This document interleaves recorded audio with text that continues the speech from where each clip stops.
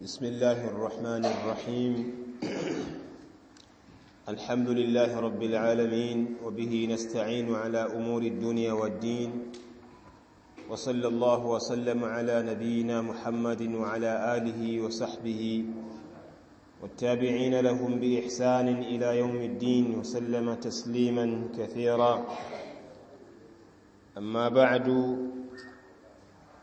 baada ya kumshukuru Allah subhanahu wa ta'ala na kumtakia sala na salamu mtume wetu Muhammad sallallahu alayhi wasallam. Leo kwa wakati huu tukiwa tumo ndani ya tarehe 3. Leo ni tarehe 3 fi shahri Ramadhana al-Mubarak 1447 min hijrati an-nabii sallallahu alayhi wasallam, ambayo ni muwafaka na tarehe 19 April 2026. Katika makubaliano ya durusu za mwezi huu wa Ramadhana, tuliahidi tutasoma hii risala yenye jina Risalatu fil Wudhu'i wal Ghusli was Salah li Sheikh Muhammad bin Salih al-Uthaymeen. Risala hii tuliwahi kuisoma huko miaka ya nyuma, lakini tumeona ipo haja ya kuikariri tena kuisoma risala hii kulingana na umuhimu wake, na pia kwa sababu ya kupatikana pia watu wengi ambao hawajaipitia risala hii. Kwa hiyo tutaanza leo biidhnillah alkarim kwa wasaa huu, kwa wakati huu tutasoma qubaila at-tarawih baada salati al-isha.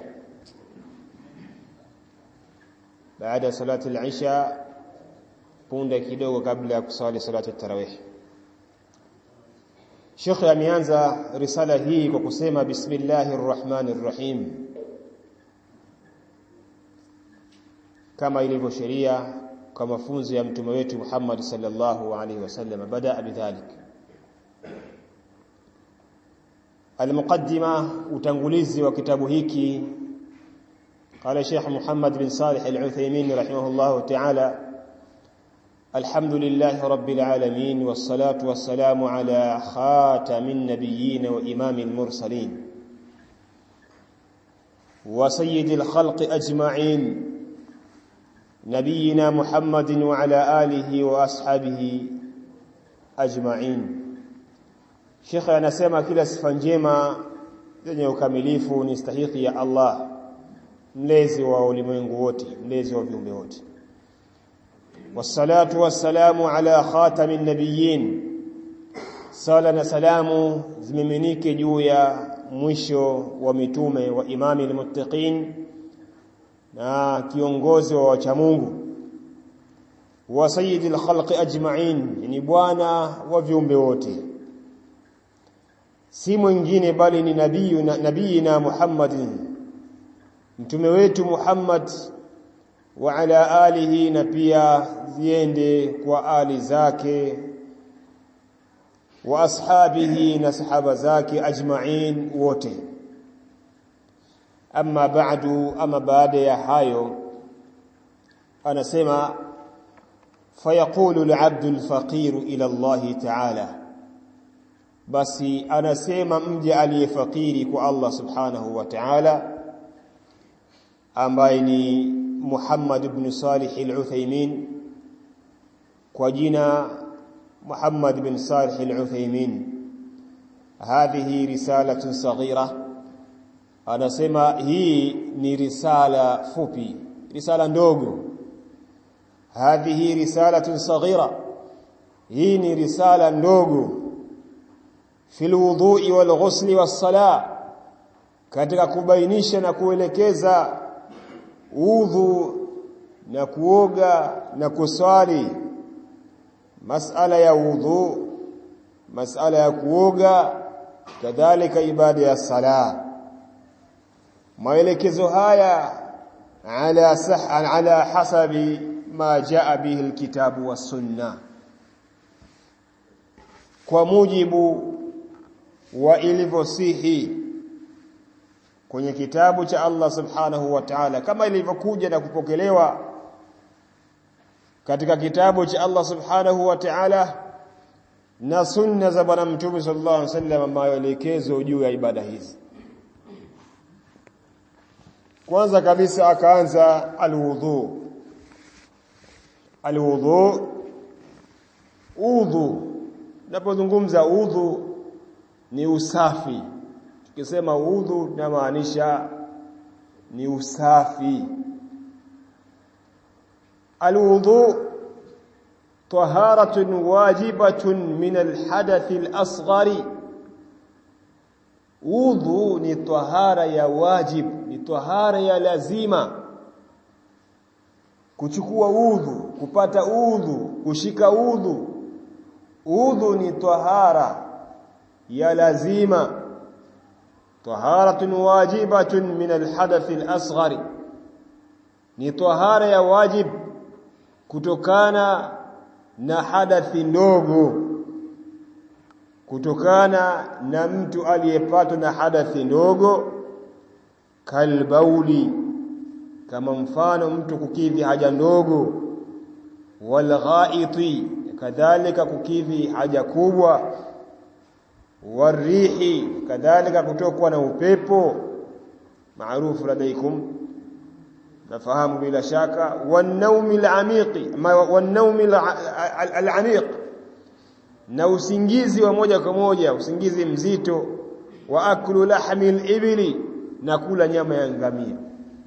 Ameyataja haya kama amegeuza hivi, yani amekuepesishia kabisa kama uje kufahamu kwamba mtu atakapokuwa na udhu kamili alafu akapata na moja katika haya aliyotaja haya, maana yake udhu wake utakuwa umeharibika. Kwa maana kupatwa na haya, moja katika haya ni sababu ya mtu kwamba hana udhu, anatakiwa akafanya nini? Akachukue udhu ili asimame na kuswali lillah.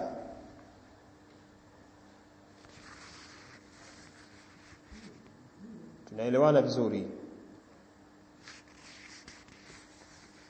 Utakapokuwa umechukua udhu tamam, udhu kwa ukamilifu wake, alafu ukakidhi haja ndogo, albaul, ukajisaidia haja ndogo. Sije kwenye kujisaidia haja ndogo ukasema mimi nilichukua udhu mwanzo. Kitendo cha kwenda kufanya haja ndogo tayari udhu wako umefanyaje? Umeharibika. Ili upate tahara, kachukue udhu alafu ndio uingie msikitini au usimame kwa ajili ya sala. Lakini kadhalika una udhu uliokamilika, kisha ukaenda kukidhi haja ndogo, haja kubwa, maana tayari udhu wako umeshaharibika. Ili uweze kupata tahara na kusimama na kuswali, unatakiwa uchukue udhu. Kadhalika warih, umechukua udhu kamili alafu ukatokwa na upepo, sio kasema nilitawadha. Kitendo cha kutokwa wewe na upepo, maana yake tayari udhu wako umeharibika. Wakati wowote utakapotoka na upepo, kwa maana ukajamba, na unaweza kusema kwa mtu sikuelewa pale kutoka na upepo vipi? Maana yake ukajamba, umena udhu kamili alafu kapata na jambo hilo, udhu wako umeharibika. Kachukua tena udhu ukitaka kusali. Wanaumu alamiqi, na kadhalika na usingizi mzito, usingizi wa moja kwa moja, yani maana yake mtu akalala moja kwa moja. Umechukua udhu uliokamilika alafu kisha ukajilaza, al-ittija', ukalala. Kile kitendo cha kulala na ukapata na usingizi wa moja kwa moja, udhu wako umeharibika. Isipokuwa kama wanavyosema ilivyokuja katika sheria, illa nauma qa'idin maq'adahu mumakkinin maq'adahu 'ala al-ardh, isipokuwa usingizi wa yule ambaye atakayelala hali ya kuwa amemakinisha, ameambatanisha makalio yake katika ardhi.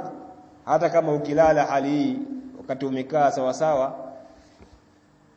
udhu wako uko pale pale. Ukiamka simama na uswali kama warada inda ashabi nabii sallallahu alayhi wasallam an dhalik, kama ilivyopokelewa kutoka kwa masahaba wa mtume sallallahu alayhi wasallam namna walipokaa.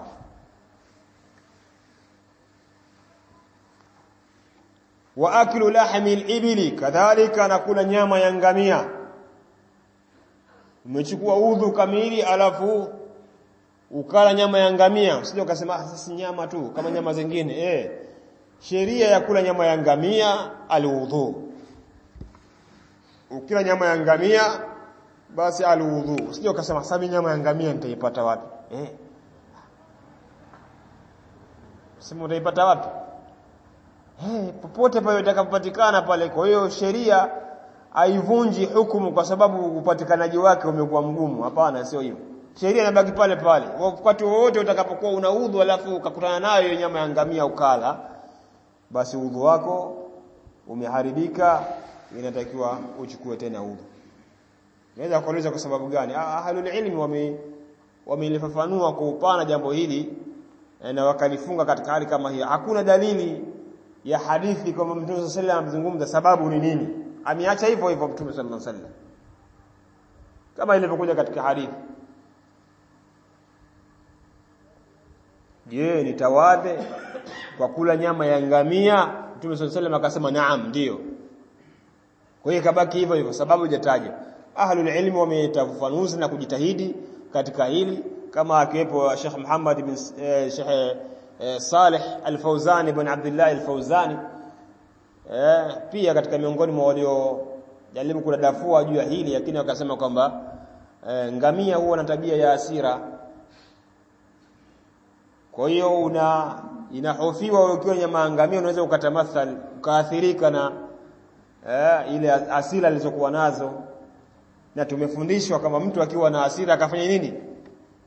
Akachukue udhu. Katika jitihadati za ahlul ilm wanazungumza hivi. Kwa hiyo udhu ni tahara ya wajib kwa mambo haya, kwa mwenye kupatwa na mambo haya ambayo tumeyataja hapo, ambayo Sheikh ameyataja. Kaifiyatul udhu, namna ya udhu. Namna ya udhu anatufundisha Sheikh Muhammad bin Salih Al-Uthaymeen namna ya kuchukua udhu. Jambo la kwanza kabisa, anyanwi al-wudhu'a biqalbihi. Mtu anapotaka kuchukua udhu basi akusudie udhu kwa moyo wake. Akusudie udhu kwa sasa hivi na kusudia kuchukua udhu. Akusudie kwa moyo wake biduni nutqin bin niyya, basi na kutamka nia na waitu. Haya mambo hayakuthibiti kwa Mtume sallallahu alayhi wasallam, lianna an-nabiy sallallahu alayhi wasallam lam yamtiq bin niyya. Mtume sallallahu alayhi wasallam hakupatapo kusikika akitamka nia, hajatamka nia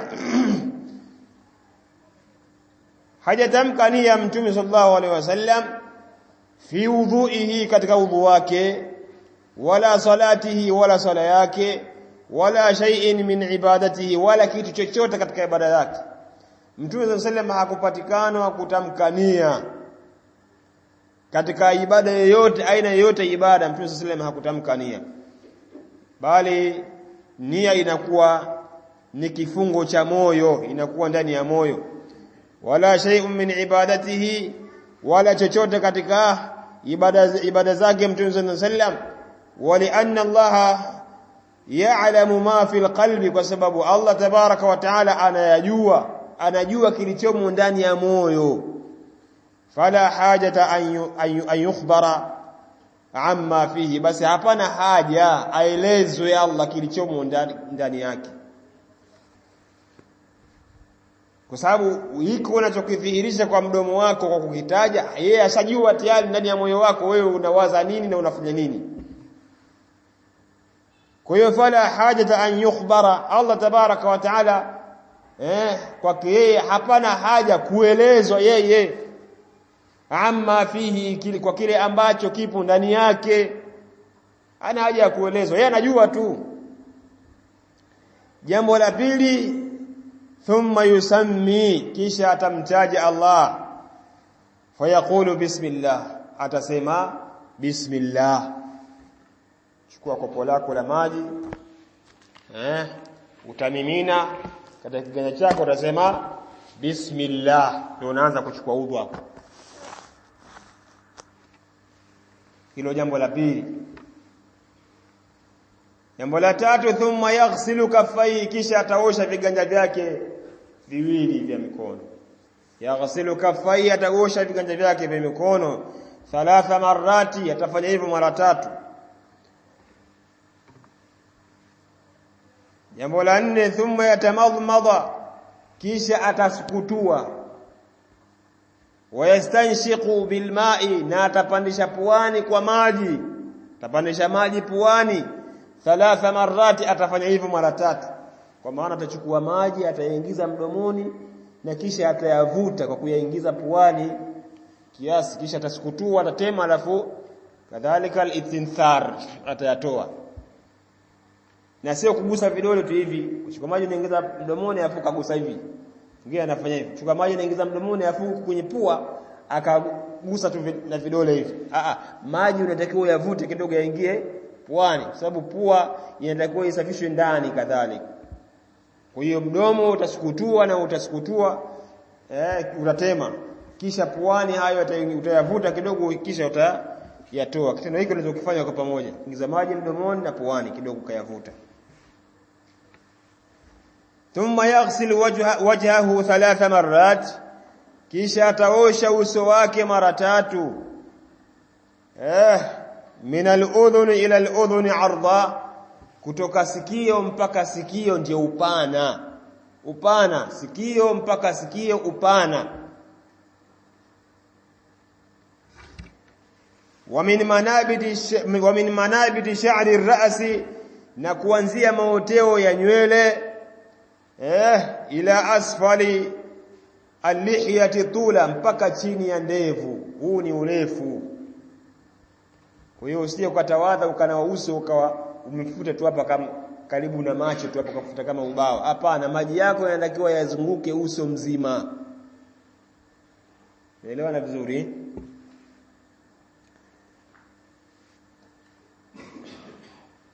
Jambo la 6, thumma yaghsilu yadayhi 3 marrat, kisha ataosha mikono yake mara 3. Min ru'usil asabi'i, kuanzia ncha za vidole huku, kuanzia kwenye ncha za vidole, ila limirfaqaini, mpaka kwenye nguyu mbili, kwenye vifundo viwili. Yabda'u bil yumna thumma al yusra, ataanza mkono wa kulia kisha mkono wa shoto. Maji yako unatakiwa uyachukue, alafu kisha uyapeleke nyuma mpaka afike huku, kisha unayazungusha na kuusugua mkono wako vizuri. Kadhalika na mkono wa shoto hivyo unafanya mara 3, yote ni mara 3. Thumma yamsahu ra'sahu maratan wahida, kisha atapaka kichwa chake mara moja. Kichwa kinapakwa na hakioshwi. Thumma yamsahu ra'sahu maratan wahida, kisha atapaka kichwa chake mara moja. Yabullu yadayhi, ataitotesha mikono yake, kwa maana atailowesha maji mikono yake. Yabullu yadayhi, yani balla min balla yabullu, ataitia maji, kwa maana atashika maji viganja vyake alafu anaacha, kwa maana hatoyachukua maji, bali atailowesha mikono yake. Thumma yumirruha min muqaddimi ra'si, kisha atapitisha viganja vyake min muqaddimi ra'si, kuanzia mbele ya kichwa chake, na ataipeleka ila muakhirihi, mpaka mwisho wake, kwa maana mwisho wa kichwa chake kisogoni. thumma yaudu ila muqaddimihi, kisha atarudisha mpaka mbele yake alikuanza. Kwa hiyo utailowesha mikono yako kwa maji, sio uyachote maji alafu yapeke kichwani, la, utailowesha mikono yako alafu ndo utaipeleka mikono yako, utaipisha kuanzia mbele ya manabiti rasi, sha'ri rasi, hapa kuanzia mbele, kisha unaipeleka ila kafa mpaka kichogoni, kisha utairudisha mikono yako yote mpaka mbele. Hiyo ndio kaifia tu mas'ur rasi, ndio namna ya kupaka kichwa. Thumma yaudu ila muqaddimihi, kisha tarudisha mpaka mbele yake, mbele ya kichwa chake. Thumma yamsahu udhunayhi maratan wahida, kisha atapaka masikio yake pia mara moja. Kichwa kinapakwa mara moja na masikio pia yanapakwa mara moja. Kwa hiyo thumma yamsahu udhunayhi maratan wahida, kisha atapaka masikio yake mara moja. Yudkhilu sababatayhi fi simakhihima, ataingiza sababatayhi, hivi vidole vya shahada, sababa, sawa, vidole hivi vya shahada ataingiza katika matundu, simakhi, katika matundu haya ataingiza katika matundu. Fi simakhihima, katika matundu yake mawili. Wayamsahu biibhamaihi dhahirahuma, na atapangusa kwa vidole vyake gumba nyuma yake katika haya masikio yenyewe. Tumeelewana vizuri hapo? Kwa maana hiki kidole cha shahada kitakuwa kinapita huko. Tumeelewana vizuri? Kitakuwa kinatembea huko kwa ndani, kuingia katika tundu, kisha kinasafisha, kinapita katika hizi, sawa, hizi njia zake, alafu kigumba kinapita juu yake. Tumeelewana vizuri hapo?